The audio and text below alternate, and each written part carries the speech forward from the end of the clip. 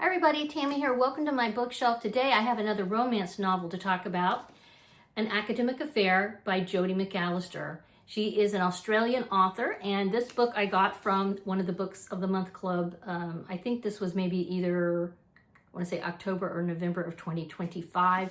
I'm no longer a member of Book of the Month Club. I did a couple of videos on them, just my personal opinion, which I'm not thrilled with them, but anywho, I did enjoy the book. I gave it 4 out of 5 stars on Goodreads, and let me tell you my personal thoughts, the pros and the cons. So let's start with the pros.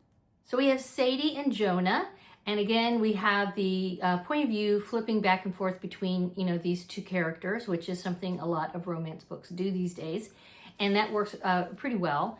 I was a little thrown because this is, academia in Australia, and it's also university academia.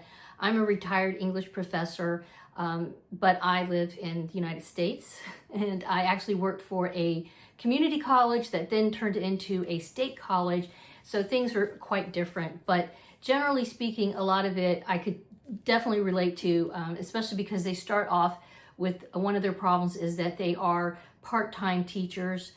In the US, we call that adjuncts, and they call it something else there, but you're an adjunct professor. So basically it's, you kind of live hand to mouth when you do that. I did that for many, many years before I finally got on full time. So I do appreciate that part of the setting and how all of that creates these, dilemmas for them, like how are they going to make a living?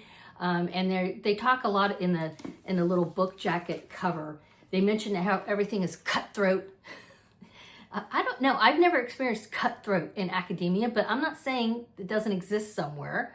But yeah, I mean, it was not easy to get my job. When I finally landed that job, it was not easy, but I wouldn't go as far to say cutthroat.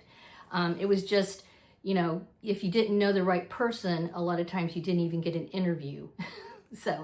And timing was everything. So anyway, that's a whole nother story, but I did like it. Like I said, I gave it 4 out of 5 stars on Goodreads. So I did enjoy the book. The characters I really liked. They resonated with me. They felt believable for the most part. And there's a nice, I felt that the humor in it throughout really worked for me. That's not something always easy to do in fiction works. I've noticed, sometimes people try and it just kind of, doesn't quite hit the mark, but the humorness really did. Now for the cons, why I didn't give it 5 stars. A lot of it has to do with the ending of the book. There were bits and pieces of the plot that kind of didn't get wrapped together at the end, and for some reason they came out at near the end of the story. So everything was, moving along, what you'd expect, really enjoyed it, and then near the end, there's a couple of plot points that came into play that I don't really understand why they were there. And then they weren't really, like I said, wrapped up at the end. So it kind of felt, I don't know, like unfinished or something to me. I think the ending, and I say this as somebody who also writes, the ending to me is like the most difficult part of writing anything is the ending. Always struggle with that. So I kind of get it, but I felt like somebody could have helped her here and just, hey, let's get rid of this and get rid of that and then just finish her up. But, without giving away too much, for example, there's a scene or two where her sister, she has a phone call with her sister a couple of times, and somebody picks up the phone that's supposed to be her sister's phone, and it's a male voice. And Sadie, one of the main characters, thinks to herself, "Oh, that sounds kind of familiar, that voice." So I'm thinking, okay, well, maybe we're going to find out that her sister has some love interest or whatever. And then it's mentioned one other time, this sort of voice from this other male character.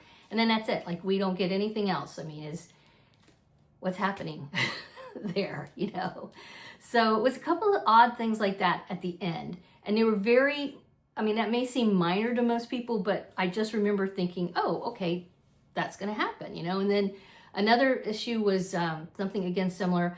A character who had been talked about but not really, shown, the ex-husband of another character on there, shows up at this restaurant And everybody's like, oh, I can't believe he's here. He's a horrible person, blah, blah, blah. And I'm thinking, whoa, okay, now the ex-husband's, oh, something's going to happen here.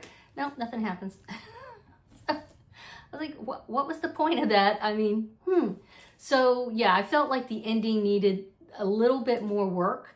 And that's the reason why I did not give it 5 stars. But I highly recommend it. If you like academic settings, teachers, you know, if you like reading, which obviously if you're here you probably do, because there's a lot of talk about books and reading and literature. Oh, and one other thing that I thought was hilarious was in Jonah's chapters, he has footnotes.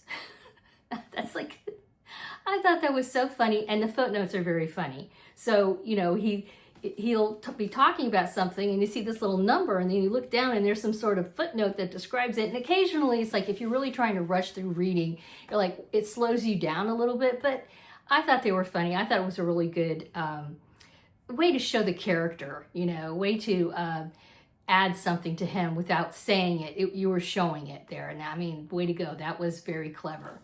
All right, so I'll shut up now. Thanks so much for stopping by. Like I said, totally recommend An Academic Affair. As usual, please give this a thumbs up. Subscribe if you haven't already. Thanks for seeing what's on the bookshelf today. Bye-bye.